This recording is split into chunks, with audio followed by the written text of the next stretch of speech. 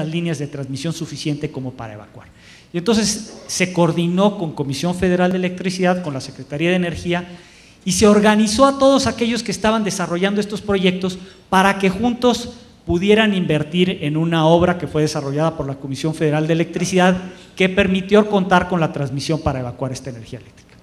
Muy bien, con todos estos instrumentos regulatorios hubo avances importantes, pero todo esto se hacía sin que la Comisión tuviera todavía un mandato específico. Y había la necesidad de que esto fuera así porque, como se mencionaba aquí, el sector privado requiere certidumbre y pues ciertamente hablar de la certidumbre proveniente de instrumentos regulatorios de un órgano que no tenía un mandato tan claro en la materia, pues era importante que hubiera esta precisión en la ley. Y salió la ley de renovables, y en la ley de renovables ya se estableció un mandato específico para que la Comisión Reguladora de Energía empezara a desarrollar instrumentos regulatorios que impulsaran la energía renovable con base en la política energética que a su efecto determinara la Secretaría de Energía. Y con la ley se resolvieron varios problemas. El primer problema que se resolvió fue precisamente la necesidad de que el regulador tuviera un mandato específico para generar instrumentos regulatorios en la materia. Pero se resolvió otro problema muy importante. Si bien lo que les he platicado dice básicamente que el desarrollo de renovables con el autoabasto ha sido posible, siempre va a tener una limitante. Y la limitante deriva precisamente de los costos de transacción a los que se refería Eduardo hace un rato. Los costos de transacción, ¿por qué? Porque en los sistemas de autoabasto la mayor parte de los clientes grandes ya forman parte de alguna sociedad. Desarrollar nuevos esquemas de autoabasto con nuevos usuarios grandes es cada vez más difícil. En términos económicos el mercado está relativamente descremado y si le interesa al país seguir desarrollando renovables, pues necesitábamos pensar en otro esquema. Y la ley plantea una alternativa muy interesante, plantea aprovechar la condición monopsónica de Comisión Federal de Electricidad como el gran aglutinador de la demanda de los pequeños usuarios de energía y se hace una analogía con un esquema de autoabasto en el que la Comisión pudiera funcionar como el principal socio de estos proyectos con una ventaja. Un proyecto de esta naturaleza es altamente financiable. Quien llega con un banco a decir, pues yo tengo un proyecto en el que la energía me la va a comprar Comisión Federal de Electricidad, pues es un proyecto bancable inmediatamente.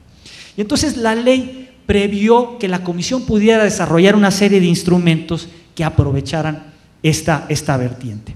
Entonces ya con la ley se empezaron a desarrollar estos y otros instrumentos. ¿Cuáles son los siguientes instrumentos que se desarrollaron?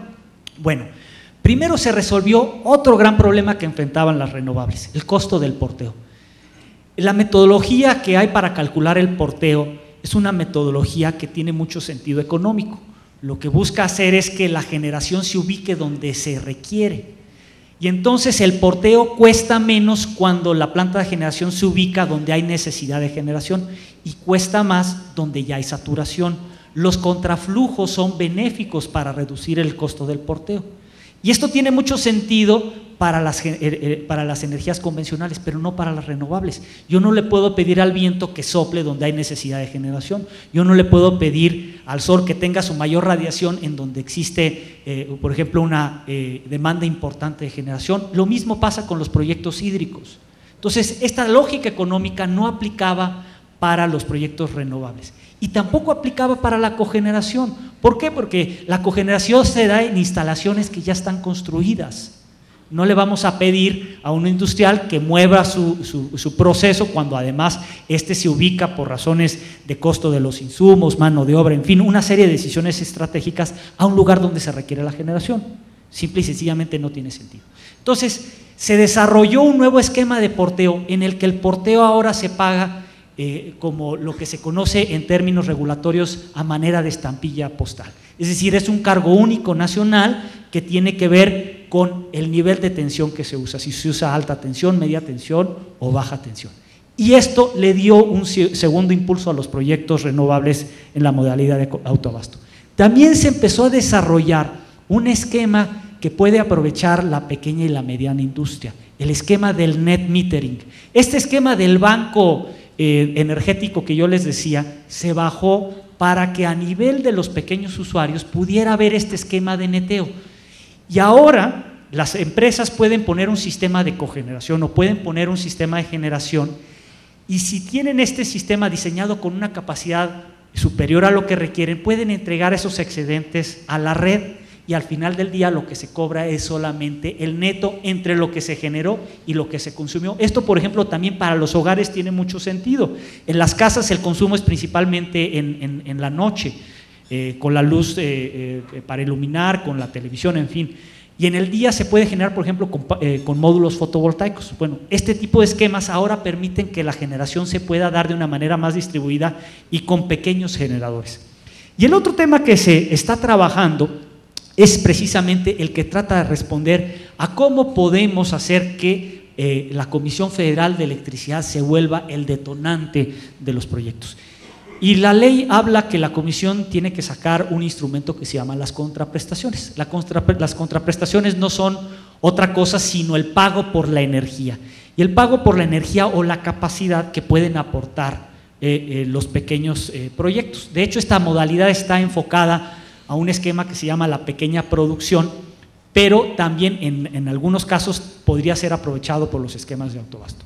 Y aquí la idea, todavía no se tiene el esquema último, pero se tiene grandes avances en lo que se ha platicado con la Secretaría de Energía, con la Comisión Federal de Electricidad y con la Secretaría de Hacienda, es precisamente usar algo a lo que se refería Eduardo, usar la tarifa como el referente para la compra de la electricidad por parte de Comisión Federal de Electricidad. De hecho, esta es la lógica que siguen muchos de los proyectos de autoabasto. En los proyectos de autoabasto, los socios conforman esta sociedad y arreglan que la contraprestación está vinculada normalmente a un cierto descuento sobre la tarifa. Bueno, la idea con las contraprestaciones es emular este esquema de tal manera que, a diferencia de los proyectos de autoabasto, sí hay una certidumbre porque se congelaría lo que sería el valor referencial de la tarifa.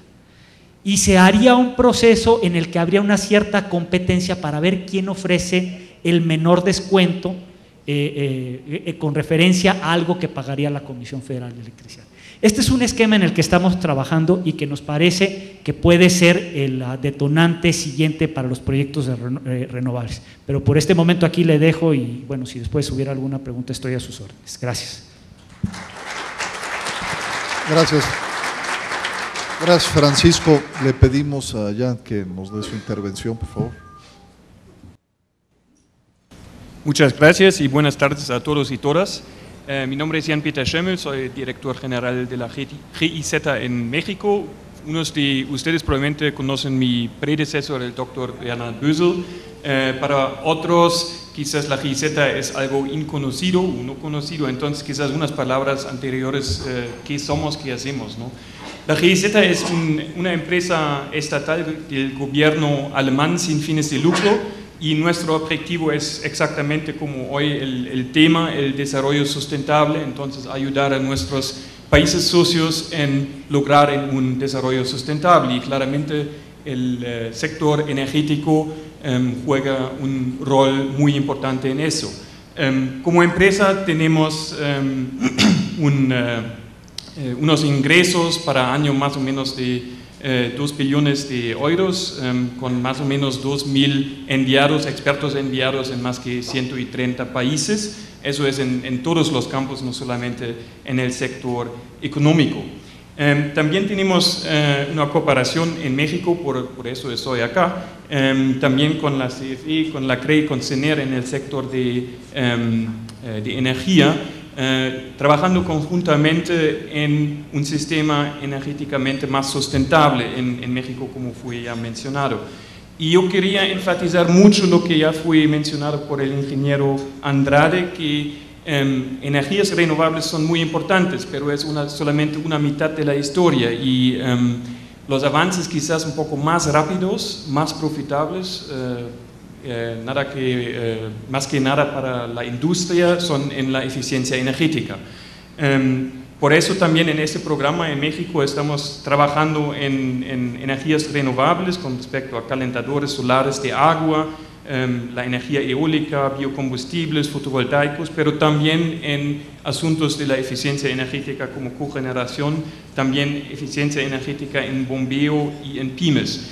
¿Por qué estoy mencionando todo eso? Porque enfatizar por uno que eficiencia energética es tan importante, pero también para enfatizar que muchas veces muchos potenciales y también mercados no son solamente en grandes plantas, pero en cosas como, por ejemplo, calentadores solares de agua para viviendas o en bombeos más eficientes.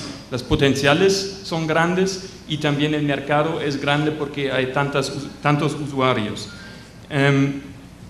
Nosotros trabajamos conjuntamente con nuestros socios a diferentes niveles y eso quizás es otro mensaje. Eso es el marco regulatorio que ya fue mencionado bastante, pero también programas de promoción y difusión. En particular con respecto a energía renovable, la experiencia también de Alemania es que el marco regulatorio solamente muchas veces no es suficiente, pero se necesita también esos programas de promoción como son implementados también en México.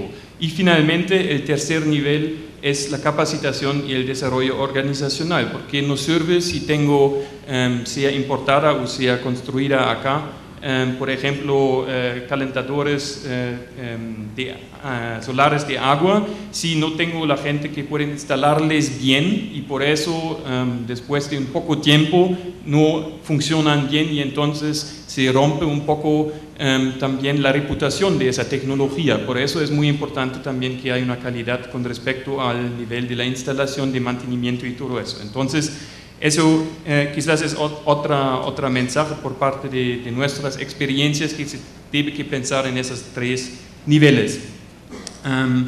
Porque ya tenemos, después del 4 voy a quedar muy breve y enfocarme en unos mensajes más solamente. Si se habla sobre esos dos temas, eficiencia energética y energías renovables, también pienso que, como fue mencionado ya, es muy importante que se diseñen los esquemas de una manera que son atractivos para el mercado, y eso es para las empresas que deben producir las tecnologías, como para los consumidores que deben decidirse que sí voy a, por ejemplo, tomar y instalar un calentador solar de agua. Y por eso se necesita también, como fue mencionado, esos programas de apoyo también financiera, como hemos hecho también en Alemania con respecto a muchas tecnologías y hemos implementándolo conjuntamente con nuestros socios, como por ejemplo Conavi también acá con respecto a esos calentadores solares del agua, porque muchas veces el costo inicial para una nueva tecnología más sustentable como esos calentadores es más alto que por ejemplo, el costo de inversión e instalación de boilers con gas. Entonces, se debe hacer una puente para esa diferencia en costos de inversión que se puede dar con, por ejemplo, subsidios a créditos, como es hecho con la Conavi y un apoyo por la parte del gobierno alemán en combinación con la hipoteca verde. Si se hace eso, es también una lección de Alemania, es importante que también ese subsidio va a disminuir cada año, porque si no va a ser muy en línea con un mercado, ¿no? Al inicio sí el mercado necesita ayuda, pero después de un tiempo sí se puede trabajar sin un subsidio, y si no hay esa necesidad de ser más eficiente en los costos, vamos a tener el problema que tenemos ahorita en Alemania un poco con respecto a los subsidios a los fotovoltaicos, ¿no? Entonces eso también es una lección importante. Viendo los potenciales de las energías renovables en México, yo pienso que el país tiene un potencial bastante grande, más que nada con respecto al tema solar. No sé si ustedes lo saben, pero en Alemania, en Europa se habla mucho sobre alguna cosa se llama Desertec. Es la idea de tener toda la energía para Europa producida solamente con energía solar